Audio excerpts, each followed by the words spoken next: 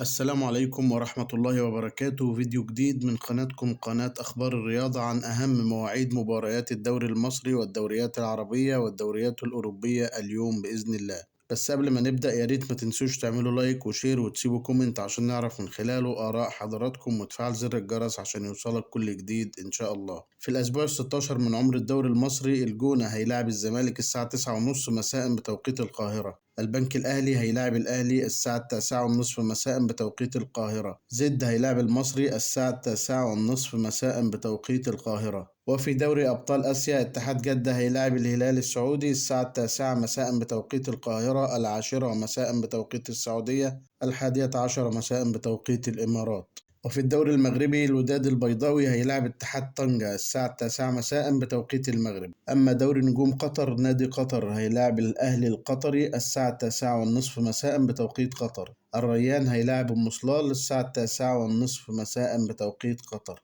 أما عن دوري أبطال أوروبا، برشلونة هيلاعب نابولي الساعة 10 مساء بتوقيت القاهرة، 11 بتوقيت السعودية، 12 بتوقيت الإمارات. أرسنال هيلاعب بورتو الساعة 10 مساء بتوقيت القاهرة، 11 بتوقيت السعودية، 12 بتوقيت الإمارات العربية المتحدة. لو عجبك الفيديو ما تنساش تدوس لايك وتعمل شير وتسيب كومنت عشان رأيك يهمنا، وتفعل زر الجرس عشان يوصلك كل فيديوهاتنا. والسلام عليكم ورحمة الله وبركاته.